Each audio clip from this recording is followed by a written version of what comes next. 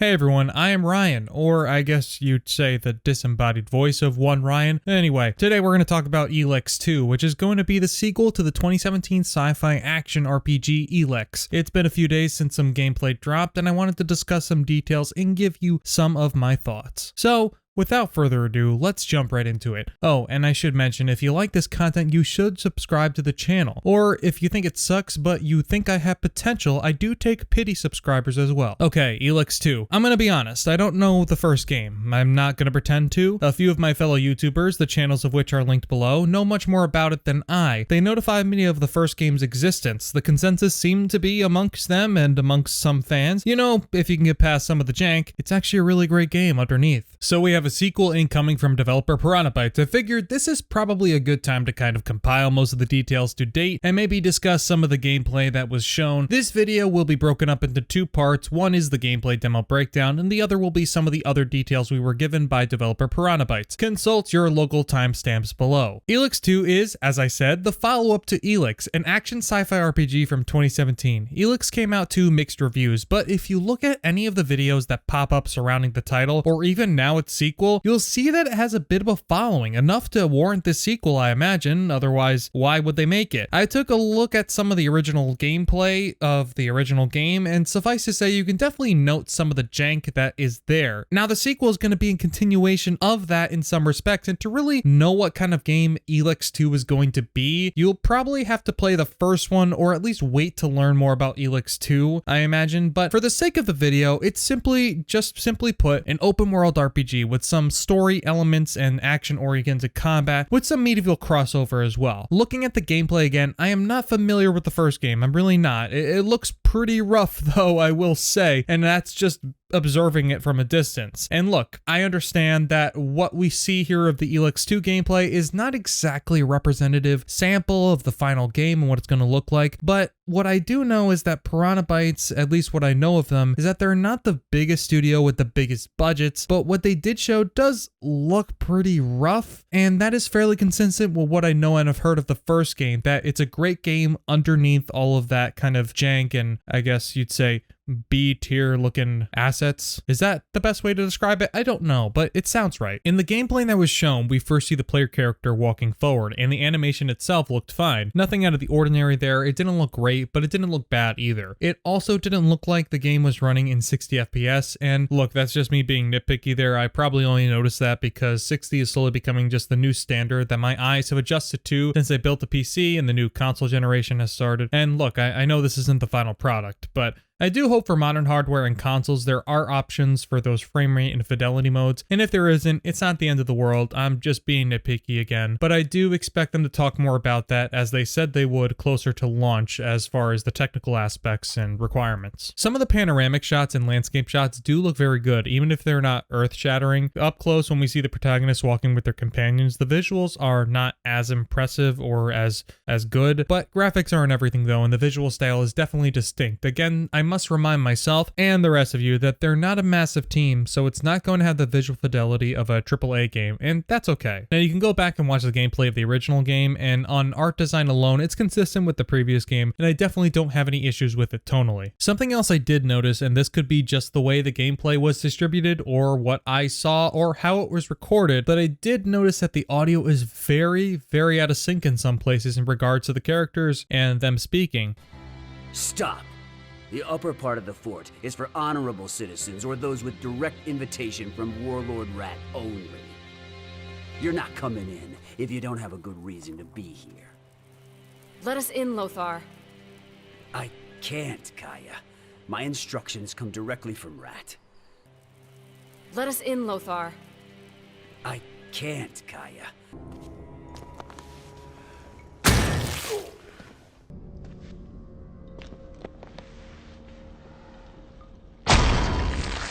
I don't know if that's a consistent thing, but at least where I watch this gameplay demo, it's something I notice, and your tolerance of these things may vary depending on your affection to the original game or not, or if you like what you see so far. And like I said, it could have just been the recording or how they distributed the gameplay. Maybe something was lost in the translation. I don't know, but it's just something that I noticed and I wanted to point out. Now let's get into the most important part that we can see from this gameplay showcase, and that's the gameplay. The jetpack is notably something they've highlighted in some of the gameplay details we're going to discuss, but the aim was to make it much more versatile, allowing you to fly around the map on a whim, and it does look like a lot of fun, and you even see some of the aerial combat in action. The gun looks like it needs to be fairly precise, at least with the one they're using here, which can probably be a bit annoying when attacking from a distance. Thankfully, there does also appear to be some magic spells you can use. The one used here is like raining fire down upon everything in sight, and I just love it. And then some sword slashing while as hell rains down, and that's pretty much all we see. Also, some of the gameplay here is from a German outlet, and you can see some of the on-the-ground combat. And again, it doesn't look super smooth, but again, as I've said or will say a few times in this video, it's a matter of what you're willing to accept for the gameplay and from the game, given the size of the developer and the kind of resources that they have. Personally, this doesn't turn me away, but it would be dishonest of me to say this is next level. It does look better in comparison to the first game, and I like the direction they're going with it, and I think once it gets closer to launch, you'll see some better results, at least I hope. It really comes down to whether or not you feel powerful and you feel like your abilities are doing what you expect them to do. And as long as that happens, I think a lot of players, including myself, will be able to forgive some of the kind of weird kind of floatiness to the combat. And right now it does look floaty and weightless. And ultimately, when you play it, again, when you play it, that's when we'll really be able to tell if that's going to be the case. If it feels good to play, none of that's going to matter. Oh, and definitely go and watch that German video for more details on the game and the gameplay if you want. There are subtitles and the like if you don't speak German, which I don't, and they get into some of the details of the game more in depth than I am here. Elex 2, for lack of a better way of putting it, does look just as janky, if not a little less so than the first game, and from what I can tell from looking at both games side by side, is that that's kind of baked into the experience of playing them. So if you can get past that, it does look like it's going to be a wild time and a lot of fun, and from what I can see, it seems to have tons of variety in how you interact with the characters and the world and its gameplay, and for any open world game worth any kind of credibility, that's the key to success in my eyes. You might think I'm being a little too hard on Piranha Bytes for the jank on display in the game, but you're looking at a guy who really loved the first 2 Worlds game, and I played that game for at least 60 to 70, maybe more hours, so I'm used to jank and I will be able to look past it if the game offers me enough. So don't necessarily count me out as someone who is anti-jank. Piranha Bytes then sat down with tech site WCCF Tech for an interview on some of their ambitions in this game, that being Elex 2, and I want to briefly talk about some of the things that they said that stuck out to me and got me even more interested in this title, which says a lot considering I'm not familiar with the first game at all. One quote in particular I want to break down here because I find it interesting and very telling of what to expect from Elex 2. What are the main innovations that you've put into Elex 2? True flying is the feature everyone will notice, as well as aerial combat. Something that's not jumping straight into your eyes is the increased density of the content throughout the world. Although the game world did not grow compared to Elex, there is much more to do in Elex 2. And the third most important change was the combat system. The players have much more direct control. It is up to the players to decide how long they raise a sword or a club to intensify an attack. The longer you hold, the harder you hit. That makes it much more dynamic than before. We've also overhauled the AI of your enemies and also redone all animations. I did mention before the idea of having freedom to fly with your jetpack wherever you want, and that's really cool to see. Open world games have this issue. Sometimes I feel that traversing the world should be fast, easy, or at the very least, fun. A lot of open world games nail 1 or 2 of these, but not all 3. I do expect this true flying mechanic to open the game up in a lot of ways and make it much more dynamic as far as where you want to go there. The second thing I want to mention about this quote that interested me is that they're not expanding the size of the world in the sequel, but giving you more things to do. Let me tell you why this worries me, but it could also be a good thing. These days, open world games have a problem of giving you too much to do, where it almost feels like a checklist of tasks to complete. And look, that's not inherently a bad thing, but it's more often than not giving this air of throwing things at you to complete things that have varying degrees of meaning and they're not that interesting or even fun after a time. So having a lot more to do sounds good as long as they feel important or if it's fun and remains that way. An example I usually use is the original Prototype game. I loved it a long time ago, but when I went back to it just last year, it had a level of, wow, at some point they just started rinsing and repeating the same tasks everywhere. The point I am making in regards to Elex 2 is that having more to do is fine on paper, but in execution is where we will see how it happens. Maybe I am putting too much pressure on a small developer, but in a lot of respects, less can be more. On one hand, I hope this amounts to more variety in the content with the abundance of things to do and doesn't feel like a never-ending list of chores, but we'll have to wait and see. Choices and consequences will also be featured heavily in the game. You can avoid certain battles and conflict entirely if you so choose, and even affect the outcome of the game.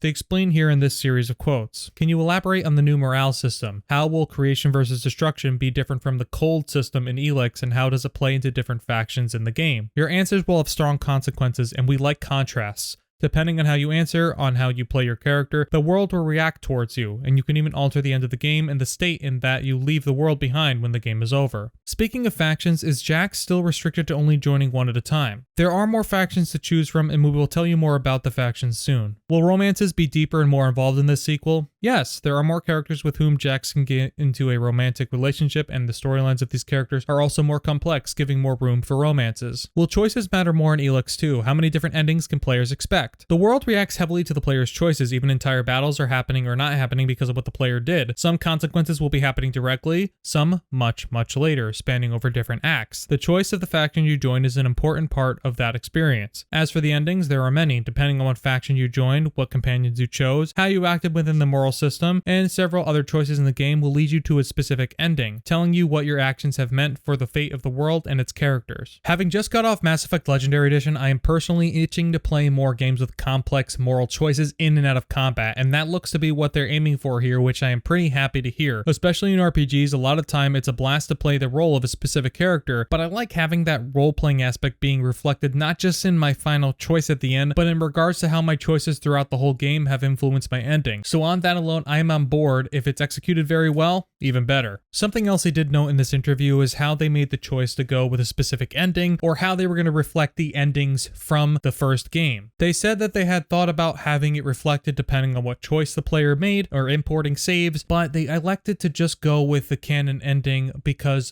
over 90% of players had decided on one of the endings, so they just went with that one as the canon one. So if you're one of the few who I guess likes the other ending, I'm very sorry. They also explained in the interview how you'll have plenty of ways to build your character and what weapons they use, and specializing how you want. Using your jetpack will also be a huge boon to allowing more free roam of the map, and I can see myself running quite far to get out of some dicey situations, which I have a habit of doing. Reportedly also, party members will have their own quest lines, and the game features over 300 different NPCs in various fashions. That again just speaks to Piranha Bytes' ambition with the sequel to grow the landscape of what they have already created with the first game. More factions to join, more player choices, more NPCs, a denser open world, and more varied and tighter combat. Elex 2, make no mistake here folks, is not a AAA game, and I don't think it's trying to be, and it's probably not going to have the polish of one either, but from what I have seen, it does look like it's going to be a ton of fun to play, and at the end of the day, that's all that matters. Overall, I will say it looks pretty rough right now. The audio does appear to be out of sync in some places, and the frame rate does not look great, so I hope some of that is polished up as it gets closer to launch, and I hope to go back and play the original game before then, so I have more of an understanding of the world of Elex and what it's all about. Thus far, I will say I do like the aesthetic of it, and the environments are lit very nicely, and the foliage blows nicely in the wind, but some of the rest, like the combat itself, is not without its jank, but that seems like part of the charm. Anyway folks, I hope you enjoyed this brief breakdown of Elex 2's gameplay and some of the other details we learned through the last few days. Tell me what you think. Does this interest you? Do you want to see more? Too jank for you? Tell me below. Oh, and like the video if you enjoyed it, and dislike it if you didn't. Subscribe if you want, and you should want. Otherwise, how did you get this far in the video? I don't know. I'll talk to you all soon. Thanks for watching, and I love you all. Maybe.